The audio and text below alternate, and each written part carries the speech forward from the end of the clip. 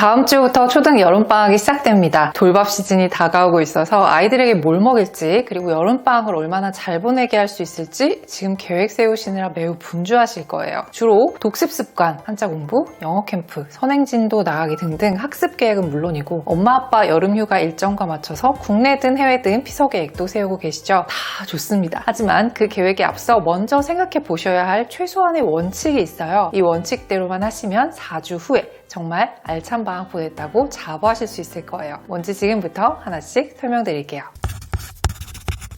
방학이 시작되면 사실 아이들이 더 바쁩니다. 여러분이 짜놓은 계획이 너무 많아서요. 마음 급한 엄마가 좋다는 거 다 지키고 싶어서 이것저것 넣다 보니까 일정이 정말 빡빡합니다. 그런데 여기서 잠깐, 아이 자유시간은 계획하셨나요?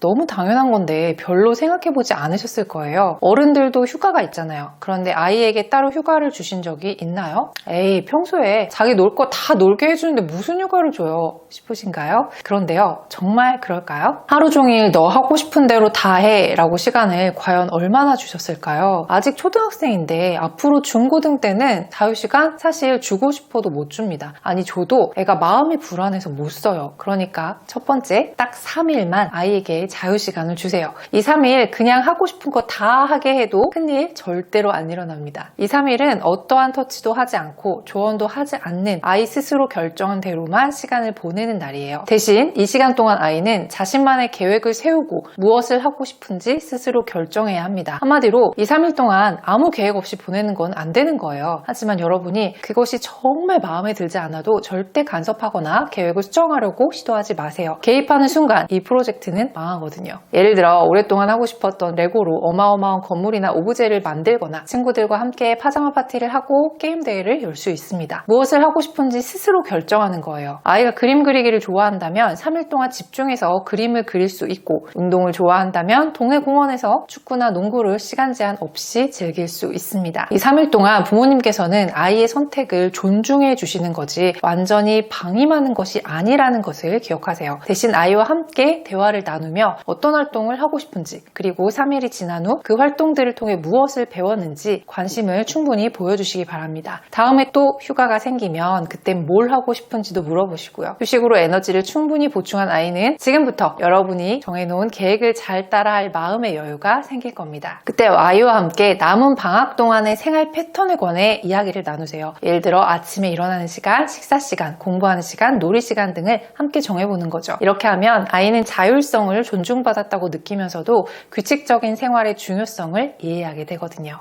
두 번째, 혹시 우리 집만의 방학 루틴이 있으신가요? 여름이니까 여름휴가? 작년에는 부산 여행을 갔으니까 이번에는 강원도, 제주도? 이런 계획 정도가 있으신 가정은 많으실 거예요. 그런데 그거 말고 우리 집만의 방학 루틴을 만드시면 방학이 훨씬 더 특별해집니다. 예를 들어 방학 전 가족회의를 열어서 방학맞이 여행 계획을 아이와 같이 세워보는 거예요. 아이들이 직접 여행지를 조사하고 제안하게 하면 더욱 흥미로워하거든요. 너무 막연하다 싶으시면 도서관에는 교과서가 쉬워지는 한국사 여행, 교실 밥, 교과서 여행 등 교육적으로도 의미 있으면서 가족 단위로 가기 좋은 여행지를 추천하는 책들이 많이 있습니다. 또는 이번에는 통영에 갈 거야, 이런 식으로 여러분이 가고 싶은 도시를 정하시면 그 주변에서 볼 수 있는 체험 장소, 예를 들어 통영에 통영수산과학관이라고 있거든요. 이런 식으로 거창하진 않아도 먹고 물놀이하고 이거 말고 할 수 있는 여행 경로를 짜볼 수도 있을 거예요. 말 나온 김에 전국과학관 194개, 해외과학관 27개에 대한 정보는 전국과학관 길라잡이라는 사이트에서 찾아보실 수 있습니다. 하지만 꼭 결과물을 내려고는 하지 마세요. 그 장소에 가서 본 것들에 대해서 아이랑 즐겁게 대화 나눌 수 있다면 그것으로 충분합니다. 남는 여행을 만들어 보자는 거죠. 그리고 가족 모두가 함께 새로운 취미에 도전해 보는 것도 좋습니다. 예를 들어 가족 밴드를 만들어서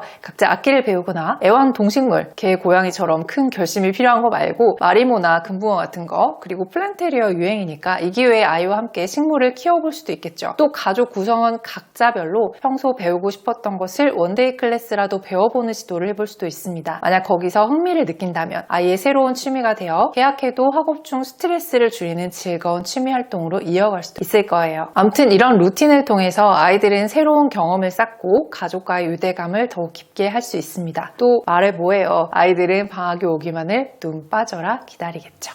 세 번째, 그렇다고 공부를 안 할 수는 없잖아요. 하지만 너무 빡센 방학을 보내면 이도저도 제대로 완성도 있게 끝내지 못하고 찜찜한 방학을 보낼 수도 있습니다. 그래서 딱 하나의 목표를 끝낸다 라는 계획을 세우셨으면 좋겠어요. 예를 들어 1, 2학년은 얇은 스토리북 매일 두세 읽기 챌린지, 읽은 책에서 가장 기억에 남는 장면을 그림으로 그려보기. 평소 그림 그리기를 좋아하는 친구라면 더욱 좋을 거고요. 3, 4학년은 평소 어려워했던 분수 관련해서 개념 동영상, 수학 동화 읽으면서 수학 일기 쓰기, 그리고 관련 문제집 한 권 풀기, 이렇게 계획을 세워볼 수도 있어요. 또 5, 6학년은 한국사 연표 만들기 같은 것들을 할 수 있겠죠. 이처럼 2학기에 배울 과목을 미리 정리해 본다든지, 또는 부족하다고 생각했던 부분, 잘하고 싶은 부분 등을 딱 하나만 정해서 집중적으로 학습하도록 하는 겁니다. 이 프로젝트를 통해 아이는 성취감을 느끼고 학습에 대한 자신감을 키울 수 있어요. 그럼 어떤 걸 해야 하냐고요? 어떤 부분이 우리 아이에게 가장 필요한지는 아마 여러분이 가장 잘 아실 거로 생각합니다. 하지만 아이의 동의와 호응도 필요하겠죠. 저 같은 경우에는 초중등 때 방학을 이용해서 한국사 연표를 그리고 정리했던 게 두고두고 유용하게 쓰였던 경험이 있거든요. 그래서 길버스쿨에서 만든 구석기 시대부터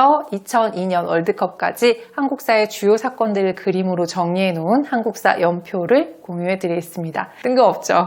필요하신 분은 다운로드 받으시라고 더보기와 고정 댓글에 링크 달아놓을게요. 이번 여름방학 때 역사 공부할 아이들이 잘 활용하면 좋겠습니다. 아무튼 이렇게 한 과목 프로젝트를 완성해내면 아이들은 학습에 대한 흥미를 잃지 않으면서도 특정 영역에서 깊이 있는 이해를 할 수 있으니까요. 욕심 부리지 마시고 딱 하나만 정해서 끝낸다고 생각하시면 좋겠습니다. 오늘 말씀드린 이 세 가지 원칙을 통해서 우리 아이들은 방학 동안 더 의미 있고 즐거운 시간을 보낼 수 있을 겁니다. 아이들에게는 방학도 중요한 학습의 연장선이며 동시에 흥미와 창의력 그리고 사회성, 가족과 좋은 시간을 보낼 수 있는 중요한 시간이잖아요. 부모님들의 적극적인 지원이 아이들에게 큰 힘이 될 겁니다. 바라건대 아이들과 함께 즐거운 여름방학 보내시기 바랍니다. 오늘 영상은 여기까지고요. 오늘 영상이 도움이 되셨다면 좋아요 한번 꾹 눌러주시기 바랍니다. 저는 다음에 또 유익한 영상으로 인사드릴게요. 감사합니다.